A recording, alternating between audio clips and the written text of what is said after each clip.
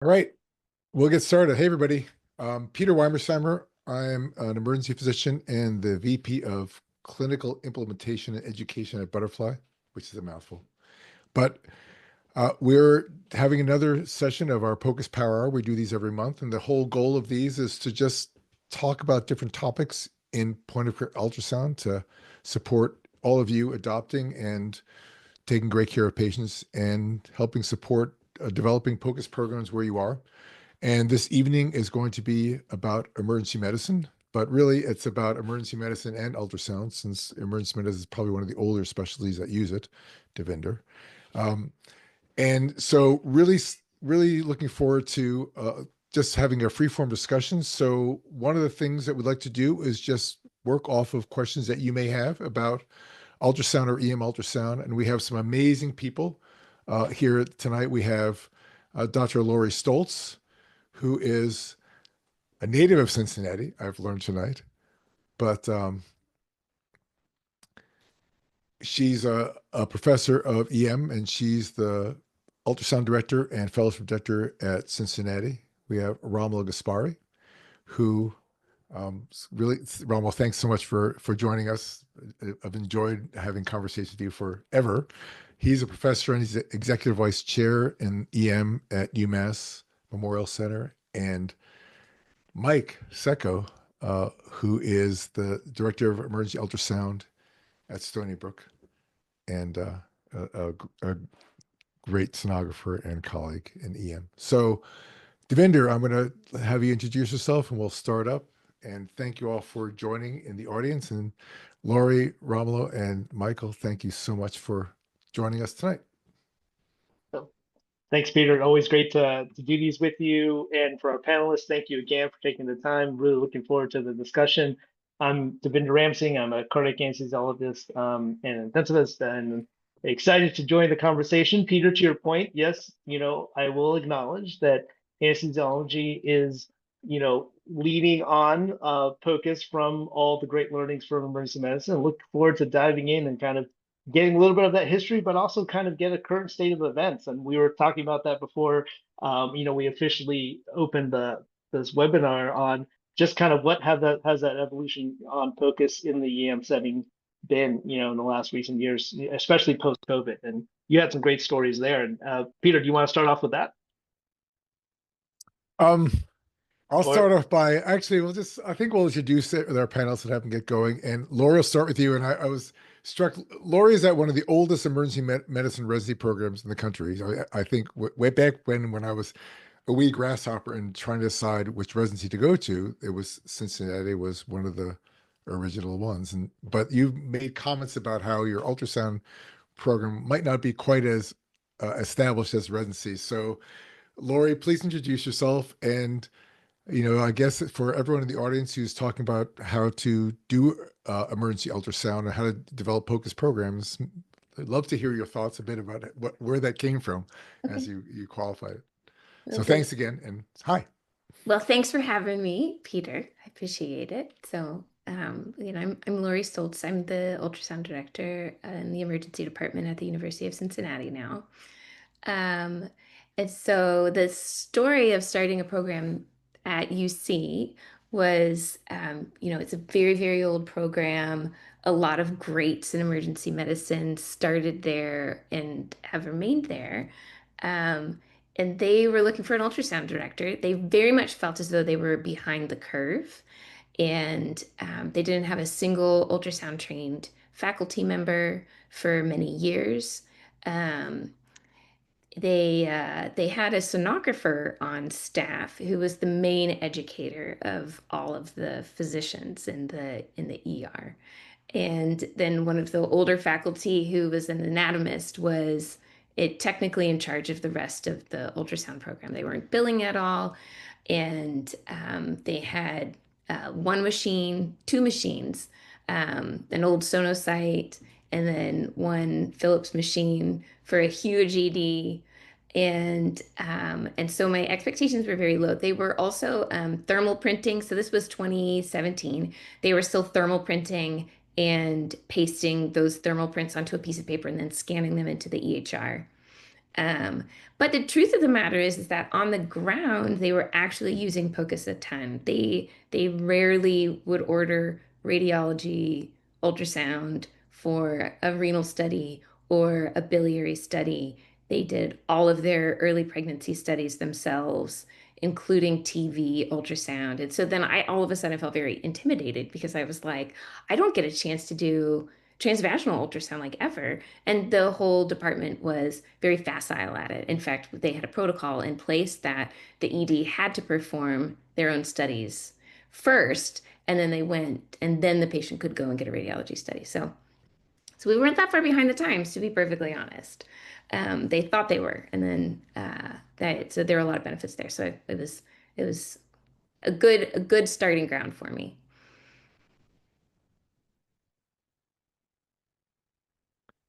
It's great to hear about. It's kind of a cool surprise that when I you know show up in it was a there great and surprise. they're Also, like they're actually doing what you're using it a lot, which is really yeah. cool. Yeah, and so we actually have a problem where radiology refuses to perform studies if we haven't done one first. Oh And gosh. like, and I talked to other friends in emergency ultrasound, and they're like, "That's a really interesting problem to have." Where they're like, "No, no, no, you just do POCUS. We're not going to come and do that one for you." And sometimes we have to fight with radiology and be like, like I don't trust what I'm seeing. And so our physicians have a problem um, rather than like the willingness to do POCUS, they have to really know like when to not.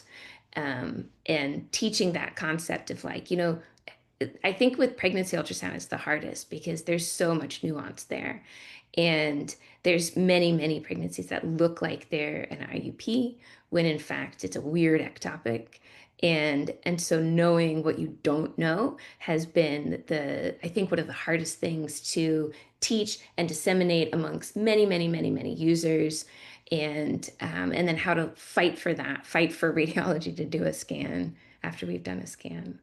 It's been really crazy. Just a quick question on that? Do you find politically that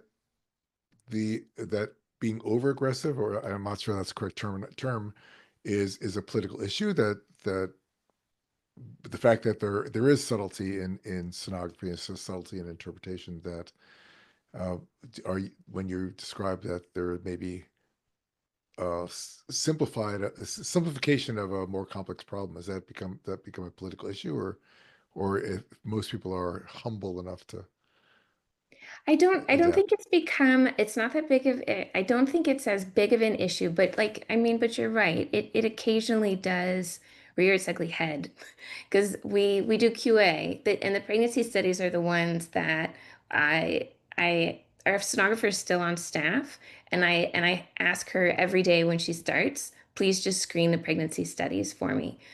Every single one that's been done in the last 24 hours because they're so high risk.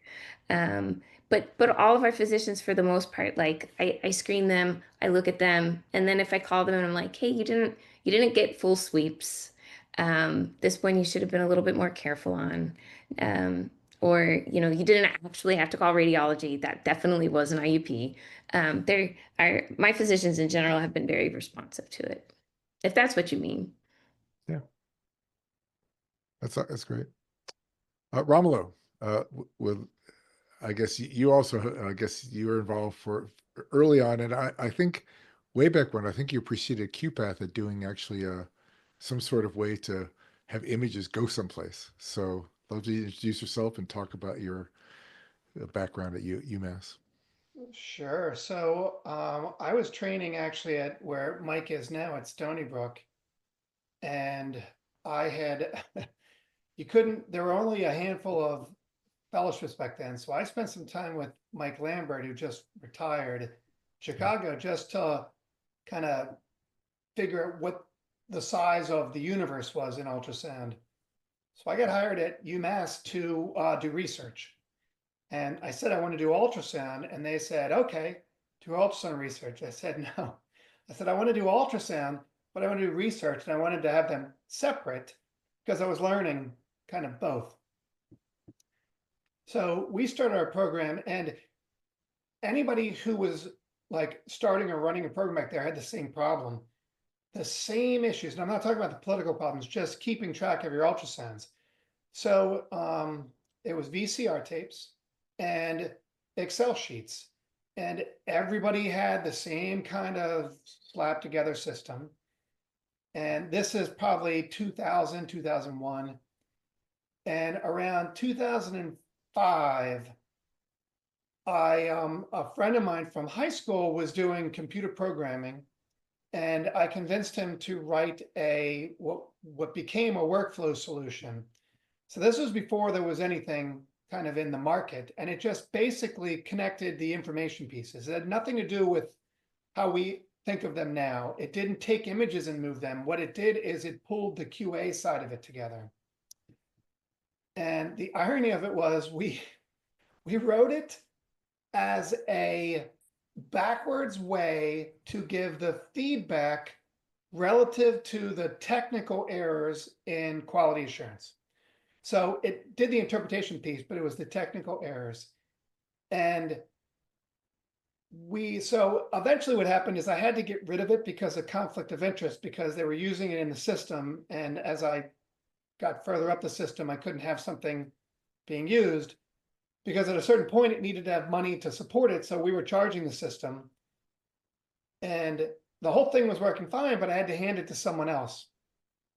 So the system we had, we recently got rid of it. Epic killed it because it didn't handle the images. It handled images, but it didn't integrate with Epic.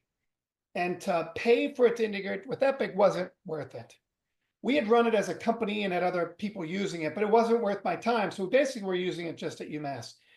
And the irony of the entire thing is we moved to another workflow solution, and it does the things that you want for Epic, meaning it moves them around, it splits the stuff that everybody talks about.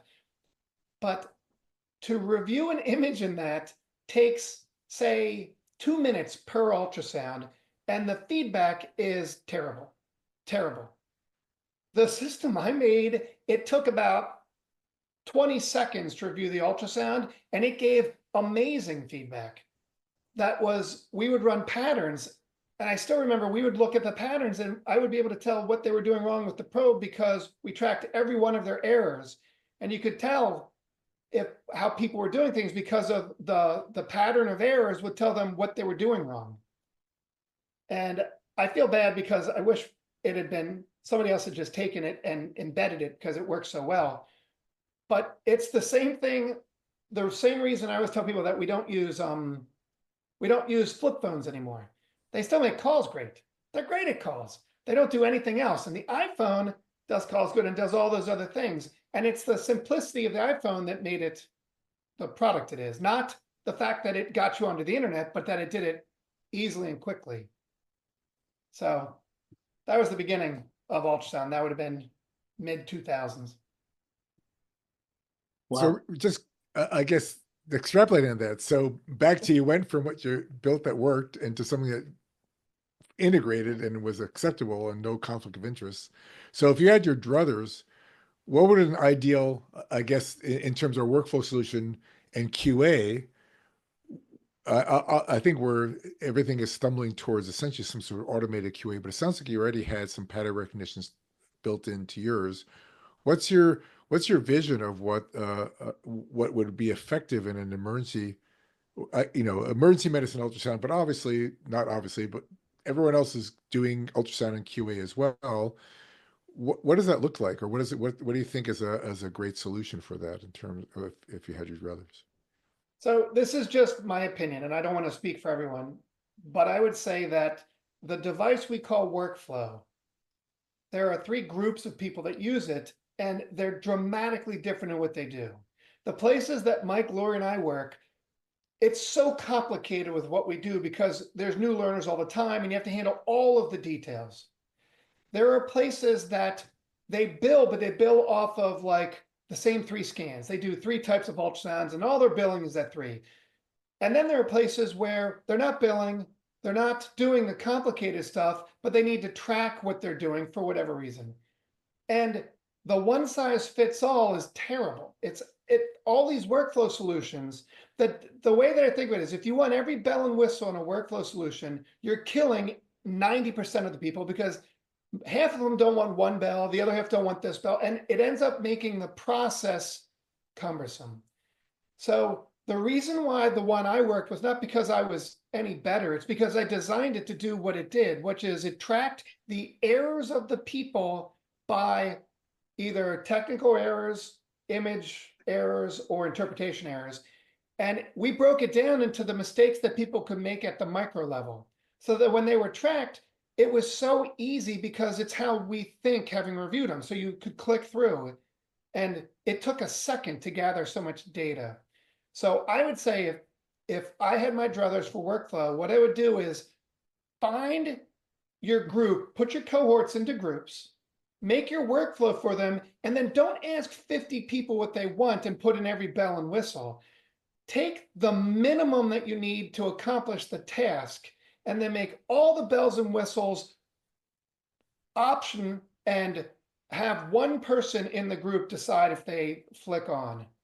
So I think that the workflows now are all made by software engineers, and they're all made to like do all this stuff, so they do nothing well. They do everything kind of well.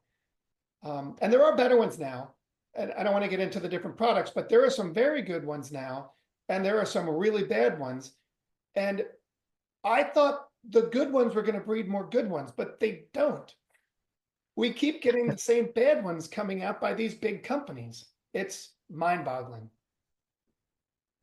Rebel, I really appreciate your insights, especially, 20 years plus working in this area. And I think, one thing that resonated with me is that your system worked with QA, with a focus on QA that you said earlier. And maybe that's one lane that I'd love to continue in our discussion here tonight on, the value of a system that is focused fundamentally on QA and what that really looks like. But first, let's, Mike, love to, we had a quick introduction prior to the call. Love to get, please introduce yourself, as well as kind of give us your first intake, now that we're kind of a few minutes into the webinar, about where the journey has been for yourself in POCUS, and in terms of like its integration into your health system. So I'm not as old as Romulo, but I'm up there in my years and whatnot. I'm kind of like a hybrid between. I actually, came over from a urban city program, like a county hospital, into a suburban, more affluent kind of community and whatnot. So currently I'm no longer Peter, the division director of ultrasound. I've kind of moved up to vice chair of faculty affairs. I know we haven't talked since, St. Lucia, whatever else, and our other teachings and stuff like that. But that was only of last week. So things have changed, whatever, but still doing a lot with the system-wide POCUS director for my institution here at Stony Brook. So I did my training in Kings County under Mike Stone. So that's 2008, 2009. So I was going back to the archaic system, same thing. We had some old sonocytes. I remember coming in before our QA day, an hour or two ahead of time, trying to put in our USB sticks into the machines, hoping they would download, come in, put them up into like an Excel spreadsheet, and then, develop on our like QA process, just their typical, are we in agreement, disagreement, and then other kind of more simplistic, hey, is it a gain problem, depth problem, able to sweep through the entire structure? It's very more simplistic things to make it easier for that. From there, I got recruited to come over to Stony Brook, and that was back in 2016. At that time, Stony Brook didn't have any ultrasound people. They were just attendings that had a lot of resident ultrasound experience who didn't, and were looking for one. So they kind of recruited me over, and it actually worked out well because it was myself, but it was also another colleague, Dr. Lindsay Reardon. I know Peter, you worked with before in the past. She came over, so kind of like the two of us, I take over the directorship and whatnot, and we kind of just took it, right from the ground running. One thing that I kind of helped and my colleague was able to do before implementing was work on purchasing a workflow solution. I mean, they were doing the same thing, just, sitting and logging in, sitting at a computer terminal, Excel, and we need something to kind of like just make things move along faster and whatnot. So that's kind of like where I was with this kind of stuff. I'm kind of jealous of what Lori had to kind of deal with, and being able to, which is what I was used to in the county system, where all our transvaginal ultrasounds were done by us first. And then if we were not comfortable, then we get OB. And if OB was not comfortable, then it would have to be radiology. And so we're transvaginal. I'm not a female patient, but for a female to get 3 transvaginal exams in a short period of time, I thought was just not appropriate. At Stony Brook, we have a very, I can't say aggressive, but a very, an OB/GYN practice that is very helpful, very open arms, and which is great.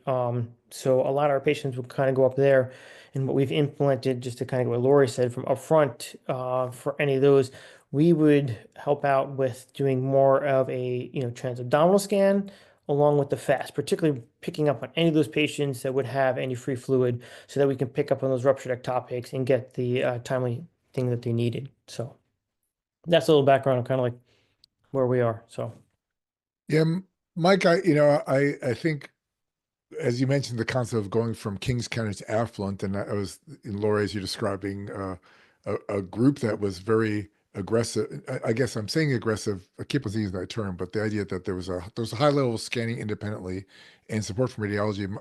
I think sometimes when I talk to different people about their systems, there's the issue of liability and risk and what gets supported as independent scanning. The idea that we do point of care and we can make an independent clinical decision based on our scan versus having to do a comprehensive follow-up study, and that's somewhat dependent of the environment. And I remember talking with both you and Lindsay about how in your shop there's a higher level of risk, a higher level of litigation, litigious clientele, and it affected a little bit of how you're scanning. I wonder if you can talk about that a bit, just to the audience, in terms of how do you think about when you do a scan and the notion of error, medical error, and risk. And it seemed like it was heightened at Stony Brook versus some of the other places that I had interacted with. I mean, so there are some like inherent risks that are there. Actually, I would say that, having a workflow solution, being able to save images, and having proper documentation is more helpful than not. I know people worry about these kind of ghost scans. We actually kind of were saved by having, a workflow solution where someone performed a scan on a patient and unfortunately forgot to bill or do it. And they came back to the institution and whatever else and say, hey, someone did this scan on me and, I wanted to, they told me I had this finding and I want a second opinion. So I want to see all these images. Luckily, we had, a workflow solution in place so that we were able to actually locate and have the identifiers for that patient and be able to do that. And with that, I think, that one little issue or, that came up kind of cemented, having a workflow solution and, kind of changed the mind of the C-suite in our institution to kind of go more towards workflow solution for other people that are doing kind of point of care.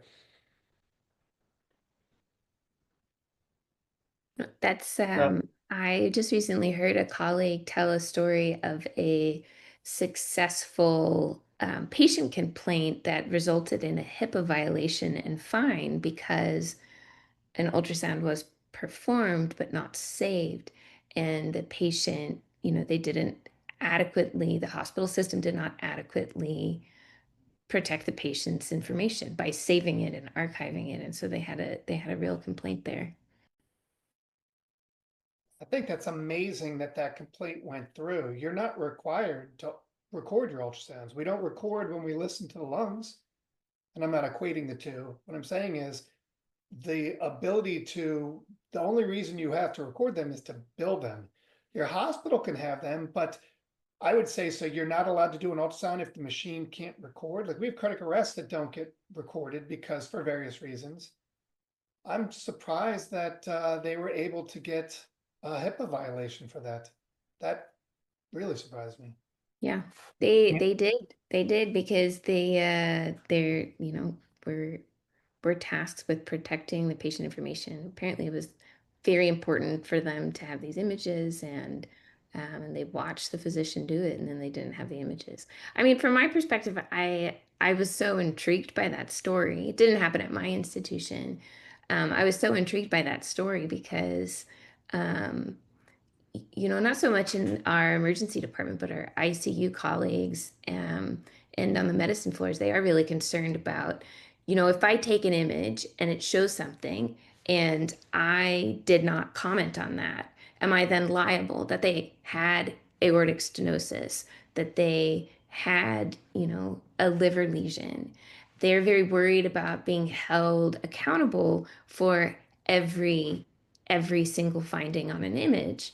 And so, I we have like a lecture series that we do with ICU. We have like a POCUS lecture series, and so I talk to them about that on the regular. So So what, I'm what a do you strong tell believer them? that you should Yeah, I see was Lori, I was gonna ask you, like, Yeah.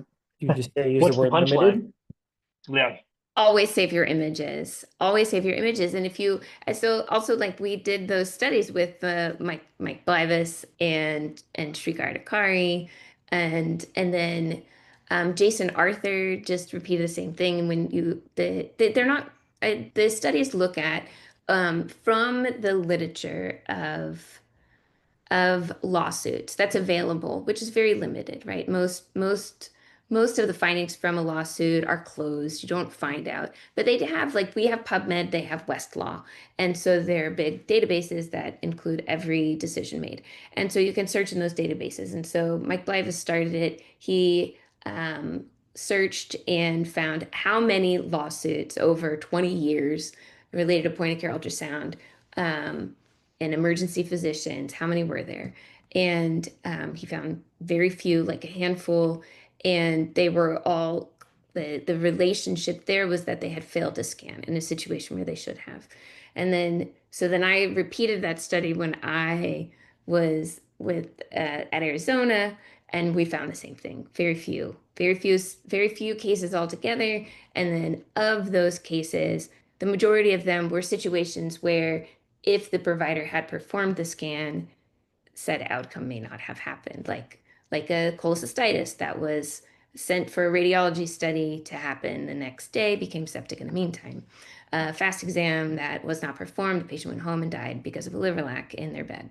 PE that they did blood work, they did an EKG, they did a chest X-ray, and then sent the patient home.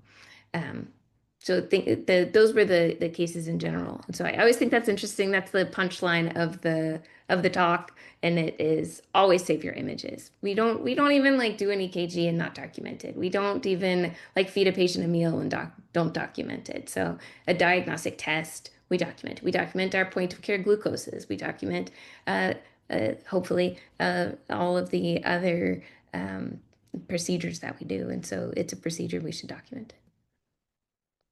I think that's great points, Lori. And I think, Mike, you said the word limited, and I think, incorporating that into the strategy of how you communicate, especially as you're talking cross specialty to other specialties that you mentioned, Lori, that are just kind of figuring this out.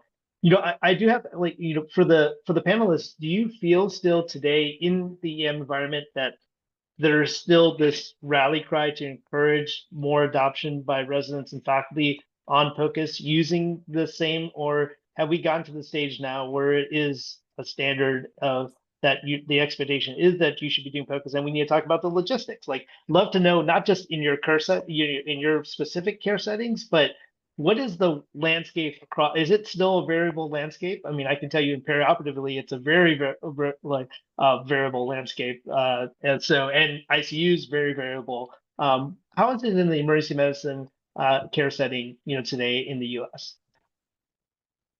I mean, I can start off here. Like, I mean, it is still very variable. It depends on, what it is. There's still the people that are very seasoned and experienced physicians that are out there that, they're just kind of set in their ways and they're just not going to change and adapt. Because we do a lot of teaching now with medical students and residents, and you can start to see it starting from the ground up, that now, some of my colleagues are like, yeah, I kind of have to kind of get with it. And, I try to tell my colleagues, it's just like, you don't need to be facile on everything. You need just to kind of feel that, like anything else, is there certain applications that you can feel are kind of, most crucial or most impactful on your patients. And that's kind of like where some of them take it. And that's where I think, a lot of them are starting to adopt with maybe just like the fast cardiac and lung. And then that's fine, or a rush exam or something like that. because that's what they feel is where the most important. And then, once they kind of, I feel, get accustomed to that, they're like, oh yes, there's more other application that I can do, and they kind of, and spreads it out. So it's kind of like, just kind of getting your feet wet first with those, and then, taking off from there. That's just kind of, my experience. So I did way back in the day, I used to do some consulting for departments about how to start programs. And it was interesting. The chairs, this is say mid 2000, 2005, 2010, in that range. Every chair that had me come in, it was the same thing. They didn't want ultrasound. They wanted the illusion of ultrasound because they couldn't hire people.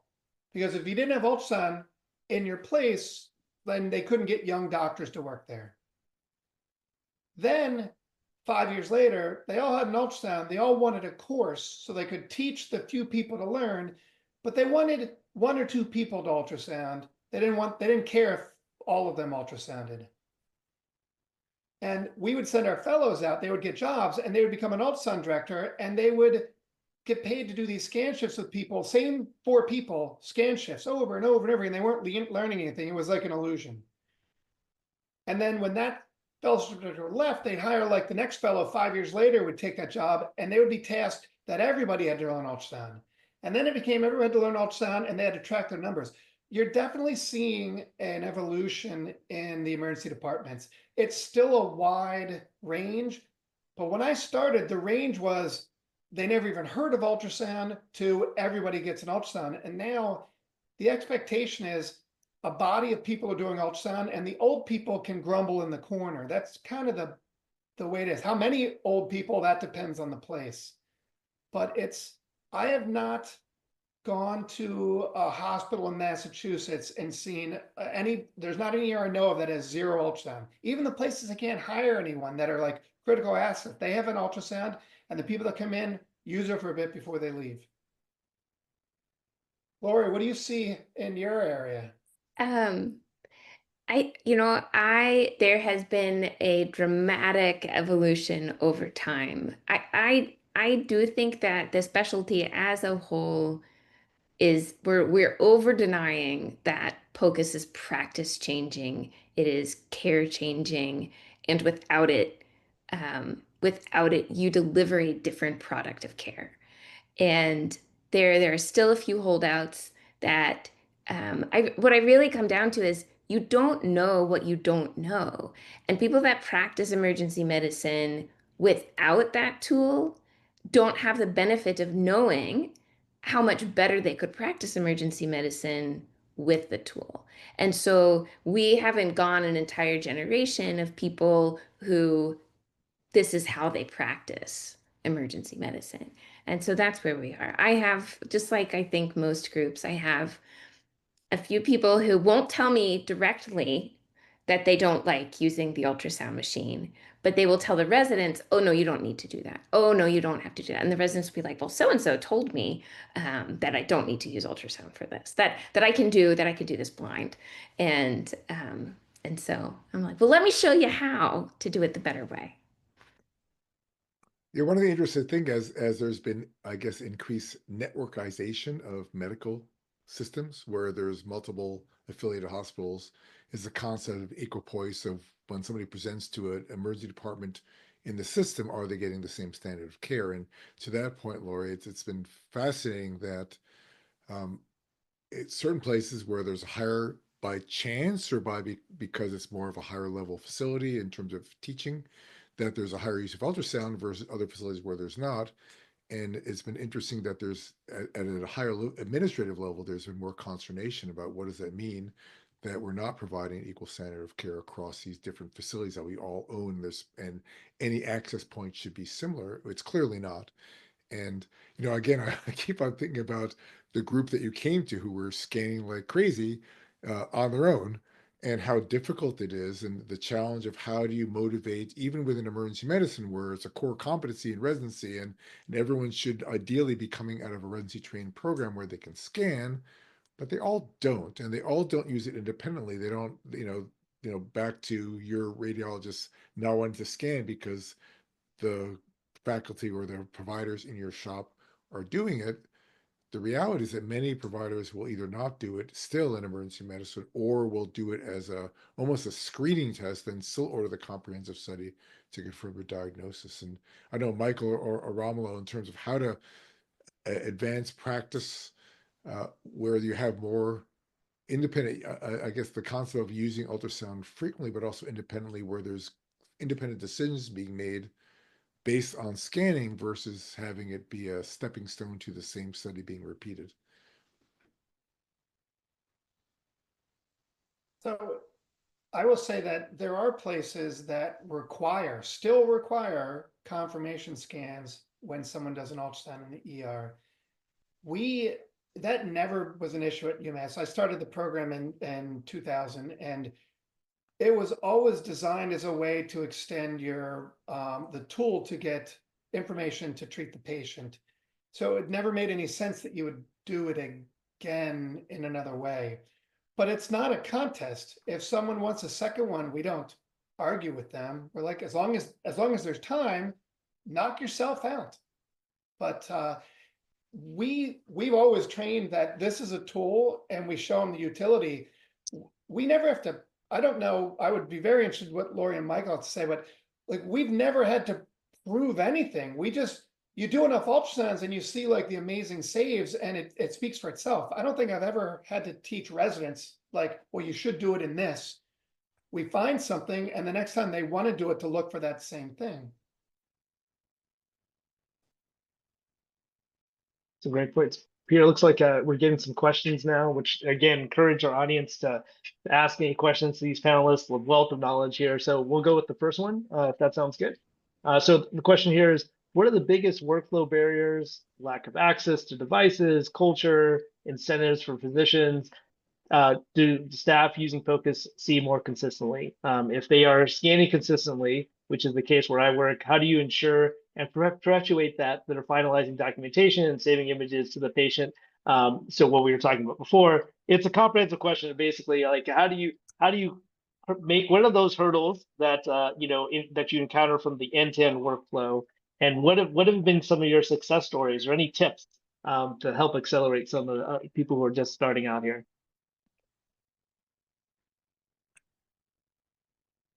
So one thing, I live and practice in an academic center, so we have a lot of residents, advanced practice providers, and stuff like that. So we have a good amount that are done by that. So a lot of the times it's more of, the attendings making sure they feel comfortable, so they can review those images and sign off on those images, so they can be built off on.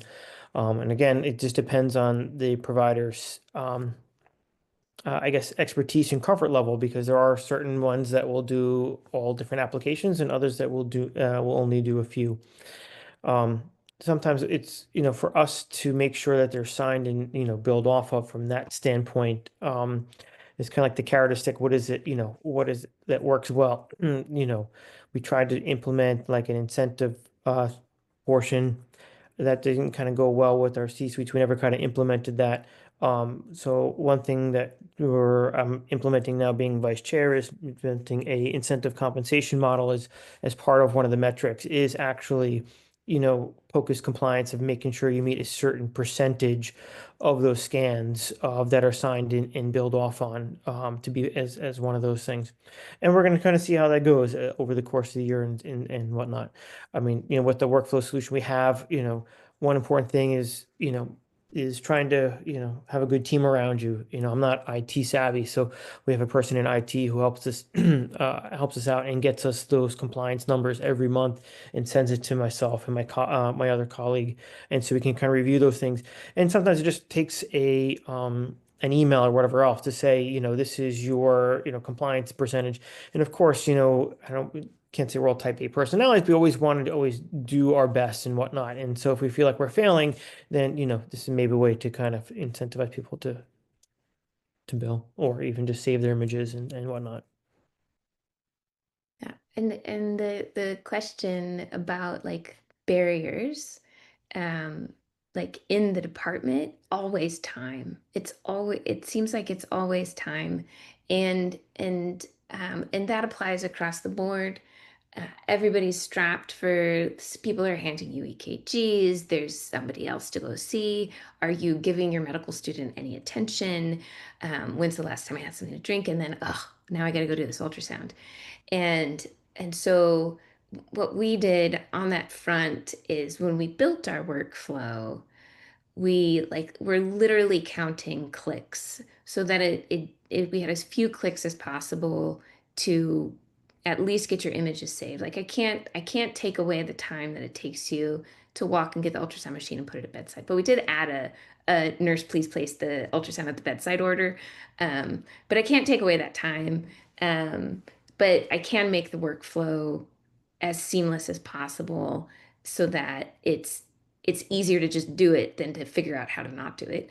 And so that has helped too. And another barrier too, I think, is when their education isn't up to snuff, they're not going to do a scan. If they feel like, oh, I wouldn't even know that if I saw it, I'm not going to go looking for it. So in my mind, those are the two biggest barriers. I would reiterate the same thing again. It's just, how many clips, do you do the workflow on the computer or do you have to do it on the machine and whatnot? And like I said, the more steps you have, the less likely people is going to be, compliant and want to participate. I mean, one thing that was since we're an encounter-based system, that was like a big game changer was just getting barcode scanners. Just to, that one, trying to put in all the patient data or whatever else was just a time consuming. People would just not do it. Once we brought in the barcode scanners, or it's one easy thing that we found that kind of increased people using ultrasound. And they said the back end, some of these workflow solutions have an app on their phone, and some people just like to do on their phone or their apps rather than just doing, for me, it's like I have two screens on. I have my encounter tracking board, and then I have my workflow solution up so that I can kind of do both at the same time. But not everybody's kind of doing those kind of things. So I agree with you on Lori. It's a few steps as possible. Yeah, the other thing I would say is people time kills you. And I would say more than time for me, it's the irritant factor. In other words, if you have a machine where the Wi-Fi kicks it out, it might take them a second longer, but that irritant is more than if it took them like 10 seconds to wheel the machine to the right place. So getting rid of irritants, and that is your own shop. Whatever irritant they're complaining of, just fix it. I always gave the anecdote. This was when we had VCR scanners. We couldn't get them to record the fast exam. And the VCR scanners back then were way down low because of the weight. It kept the machine stable. And we tried everything, we couldn't. So we went to our biomed and we built this. It was ugly as sin. They bolted this like metal bar with a metal platform, and we put the ultrasound machine, the VCR machine, above the screen. So it was like suspended in space when you kind of opened it up. And we went from recording maybe 6% to like 90% because they didn't want to bend over. And we kept saying, just bend over and press record, just bend over and press record. They wouldn't do it. We moved it up and they just hit record every single time. So whatever the complaint is, just fix the complaint. Like, think outside the box and fix the complaint. And the other one is give them a positive. So we actually review all of our ultrasounds every 24 hours so that the feedback to our faculty is the next day.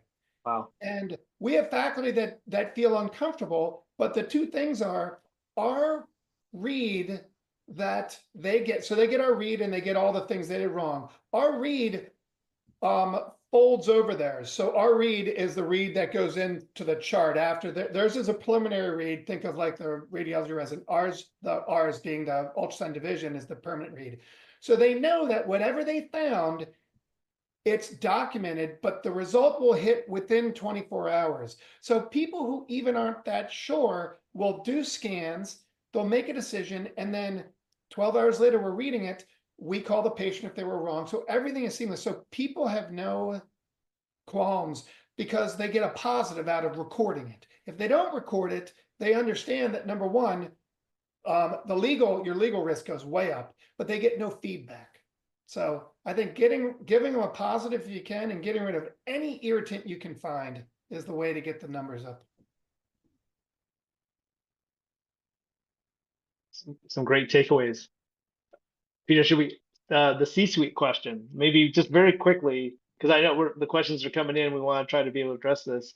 So the C-suite question is about the topic of POCUS and convincing C-suite to, where is that today in your discussions? Do you feel the C-suite are tuned to the word of POCUS and its value in the EM setting, or how are those conversations today? Well, I know as you're you smile, smirking. yeah.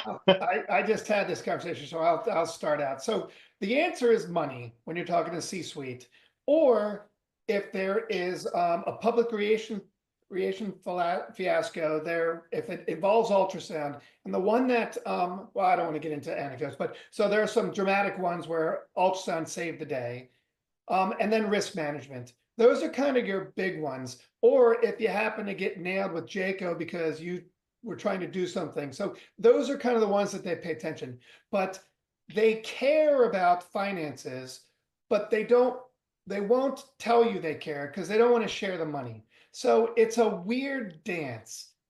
The way the finance in America, the way the finances come in, 90% on the institution side, 10% on the facility side goes to the doc. The 10% you see because it falls in your budget. The other you can find, but they hide it. They don't want to show it to you. And the C-suite will say, we don't care, we don't believe it, we don't care. But when push comes to shove, you can either stop doing it, which is what we did once, and they noticed within 30 days they reversed and we double charged them to come back. So we had a stipend for it. And the stipend, this is way back. The stipend, they didn't want to pay the stipend. It was like $10,000 and they didn't do it. So we stopped doing it. And all of the revenue they get. So if you don't deal with any of the revenue reports, they're all in these categories, and there's a procedure category. And in the ultrasound, the procedure category, ultrasound in places that do a lot, it's a large percentage of it. So we stopped doing it, and the procedure numbers and revenue dropped like a rock. Now, to give you an idea, we collect about $2.5 million a year for the ultrasounds that we do at our facilities. They bill whatever that is. We get about 20% of what they bill. So we bill a lot and we collect quite a bit. So when we stopped doing it, 30 days later, they noticed. So when you're trying to convince the C-suite, it depends on your relationship. You can either argue with them or you can start making the money, point it out to them and stop doing it. And they will see it disappear and say, I can bring it back. This is what I want. Understand that we got $10,000 for $2.5 million worth of revenue. So you can't argue for like half of it. So don't even try. But you can get $100,000 if you're pulling in $3 million. So I'm going to hijack a little bit. We're running out of time. And Devinder, as we were doing, or just kibitzing in the beginning, was a discussion of handhelds in emergency medicine. And there's definitely were um, different flavors from even just our private discussion about. So one of the questions was, where do handhelds fit now in emergency medicine, where it's really evolved with cart-based systems? And I was talking earlier about my experience during COVID, where those of us who adopted handhelds, we all did during COVID, we stopped doing x-rays, we stopped doing cart-based scans, and the efficiency of that workflow just was so much faster than finding the unplugged dead battery cart stuffed in room 36 when no one could find it, versus carrying a probe in the pocket and moving. And personally was dismayed at the almost regression back to the mean of going and finding the dead cart. And all three of you had different versions of how handhelds have worked. So curious about discussing that with our audience.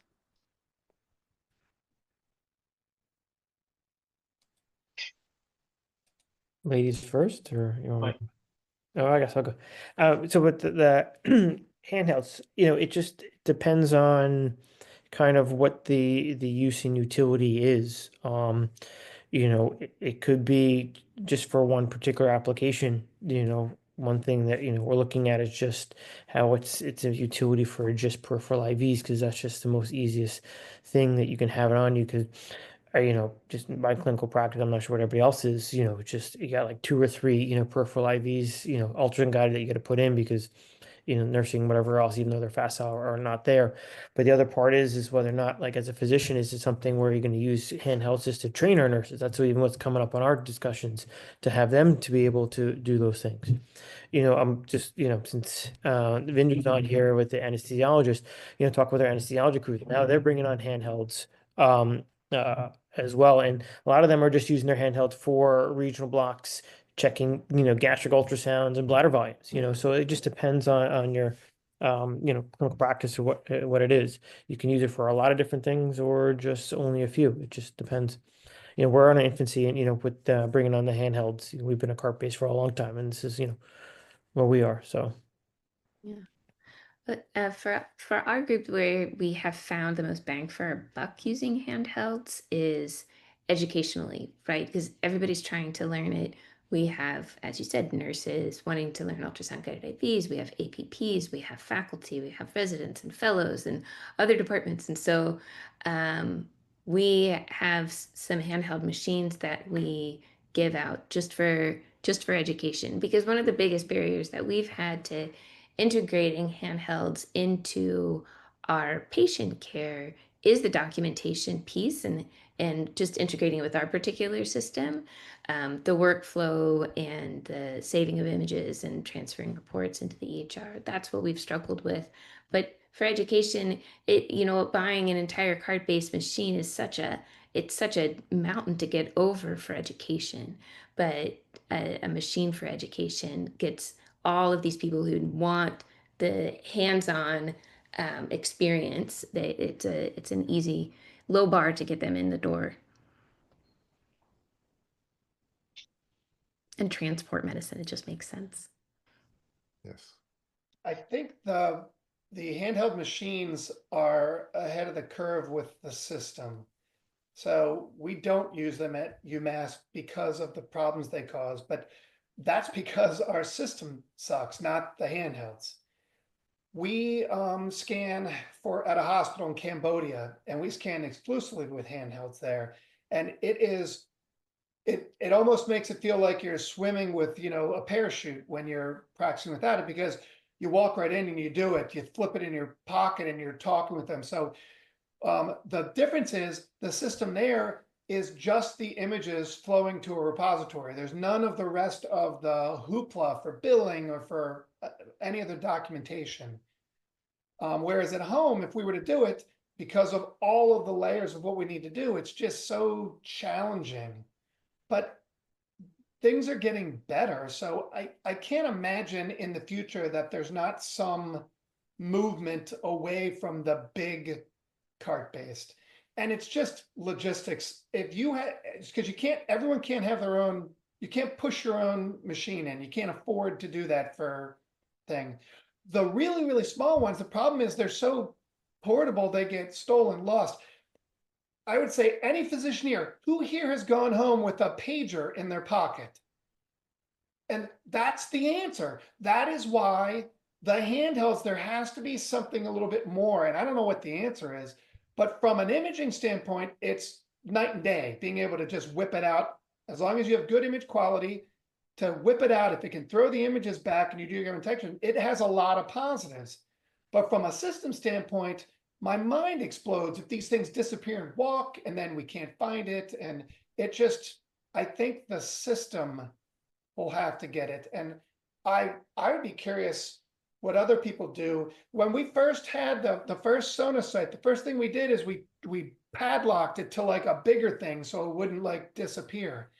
And I wonder if there's some way, I wouldn't padlock the handheld, but I wonder if there's some way to balance the portability of use with the ability to holster it somewhere or have a third hand, or all the other problems that come with using the small ones. I have no idea what the answer is, but it's a very interesting question. And I talk too much. I keep taking up too much time. I'm sorry. Oh, it's All wonderful. good. And speaking of time, we're out of time. We're just getting warmed up. We have to go meet someplace. All those of you who typed in questions, we will endeavor to answer them, and so we'll do that offline. And want to thank you all for participating. And Michael and Lori and Romalo, thank you so much. This is great, and I just would like to just hang out and do this for hours.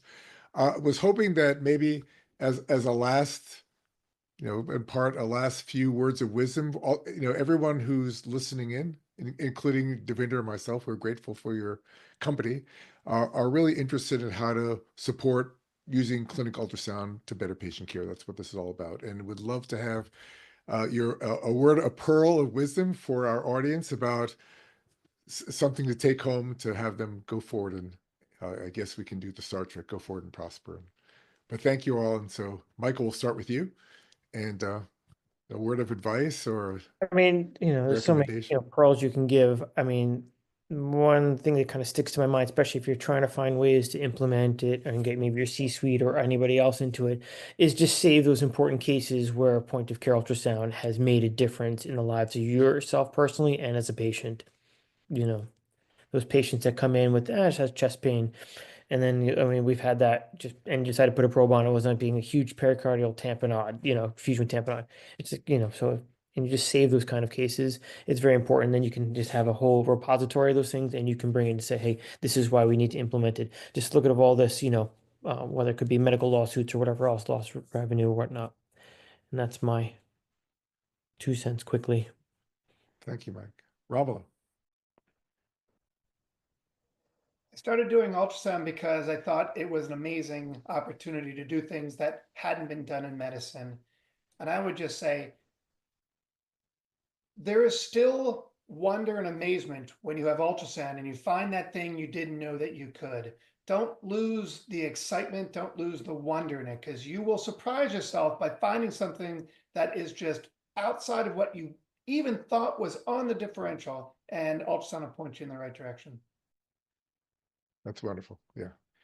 Lori, thank you all again. Lori, I'll make mine bring it home. brief. Go out there and get scanning.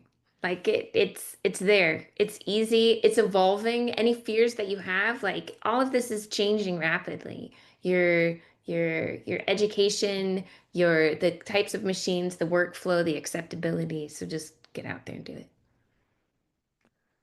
Let's do it. And with that, Devinder, last words, close it out. No, I think that just do it, Lori. I loved it. Thank you so much for the discussion. What a great discussion. Yeah, to your point about there's so many continue evolution, and it's been great to hear from experts in the field of the true OG field of POCUS. It's been fun for me to listen in and see how it's still a journey, right? And so many great learnings and tips that you've shared with our audience. And it's just a starting point to be able to say how we can potentially evolve as the technology evolves. That was discussed, how we can incorporate it better. So wonderful discussion, and thank you very much to all our panelists. Peter, you want the last, do we want to do this or yeah? I'm speechless. You all are wonderful. Thank you so much. And yes, everyone who's listening, Romulo, I love the comment about the wonderment because it's so cool to put a probe on somebody and see. And Mike and Lori, you scan and you see things and you just have to go and do it. So thank you all, and hope you all have a wonderful evening. Thank you for participating. Right. Bye. Right.